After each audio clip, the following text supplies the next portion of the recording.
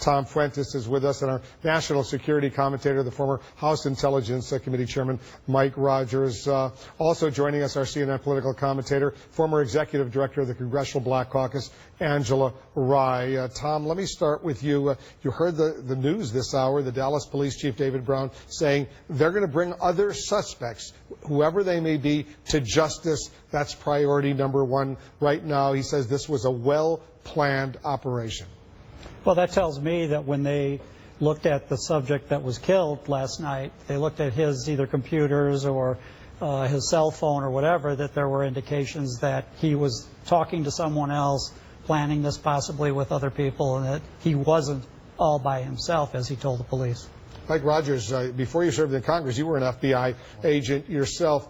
How do you stop a killer like this, who U.S. Army reservist? He served in Afghanistan. Obviously, he knew how to fire a weapon. He had a lot of ammunition. He goes up high and he starts targeting police officers. How do you deal with that? Well, if he was the only one, that is nearly impossible. If he hadn't had any other communication, I think clearly agree with Tom. He clearly had some communication with someone. There are some eyewitness accounts of people with camouflage bags getting and exiting in a hurry. And the police chief indicated today that he believes that there's someone else engaged in this. That's how you get it. It's an intelligence-based investigation. You have to be connected to the community, and the community has to want to stop crime as well.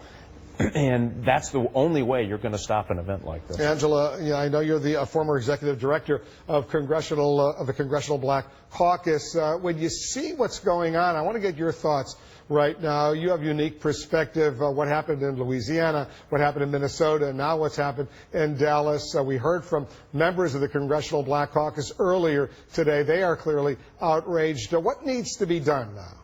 Well, several things. Wolf, I think that we have to stop looking at gun violence like it's a partisan issue. Human blood was shed. White people, Latino people, black people, the two black men who we've talked about all week, Alton Sterling and, of course, Philando Castile. I think that we have to start dealing with these issues at a policy level. We cannot afford any longer to pretend like these issues will just go away. Folks push back on background checks and say that wouldn't have caught probably this shooter or even the shooter in Orlando. The reality of it is there are far too many loopholes, and at every barrier it can be knocked down because we pretend like these things will just disappear, like people will rely on their better nature, and we can't do that anymore. I think that you heard loud and clear from the CBC members today, and you saw them during the sit-in just a week and a half ago, that this must end, and that means that Congress must in fact act. We cannot do this alone.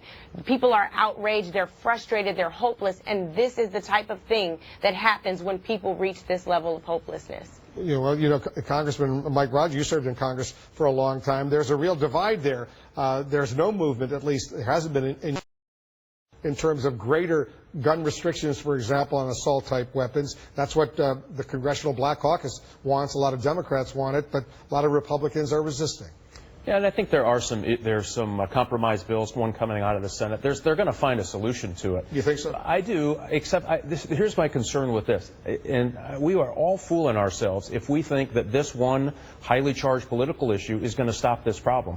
We have a rhetoric problem in this country. We've heated up on every incident that happens to a point on both sides, by the way, where it's driving people. This person says he was driven to do this and then conspired with others to do this. That is a bigger problem. That is a much bigger problem.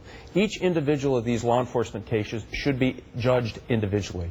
There's a 31% increase, 31% increase in police officer shootings, meaning that police officers are killed at a 30% higher rate this year than they were over last year. That tells you that there is a bigger problem, and rhetoric matters. So we're going to have to start dealing with real problems in these communities. The fact that the graduation rates are all hovering around 50%, there's no job opportunities. Those are the real problems that are breeding what I think is hate and discontent.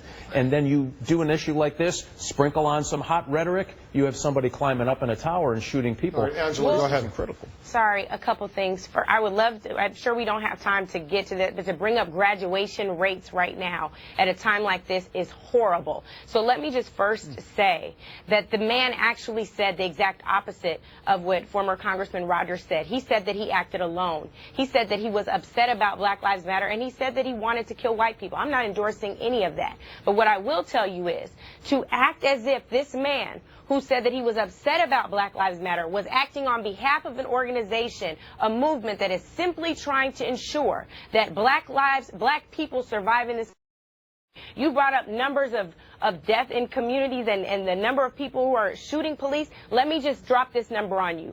559. That is the number so far of people who have been shot and killed by police officers this year. I am horribly sorry and heartbroken about what happened in Dallas, but I would be remiss if I acted like black lives don't matter today because they mattered last night and they mattered the day before, and that is what you have seen from the families of these people who lost their husbands and their sons and their boyfriends for no reason. I will not act as if this is a political issue. It is not. Our lives matter. It is important. And at this point, I'm livid and frustrated by the reduction of those lives to graduation rates and community issues that can be solved, not only by people like you, Mr. Rogers, but also the members on the Hill who have to take this on.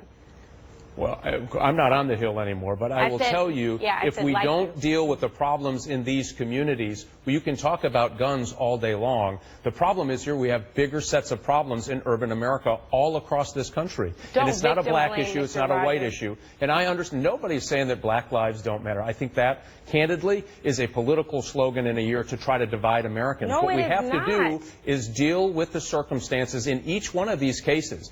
Deal with education and police departments. All of that is really important. Cultural sensitivity in police departments, especially in urban America, very important. But so are all of the other problems. Lack of opportunity in America is literally leading to the deaths of American citizens, and I don't care what color they are. If we don't deal with those issues, all of this won't matter. Black people being deemed inherently violent is the problem. You cannot deem black people as inherently violent. That is the problem. Deal with that. Nobody says that.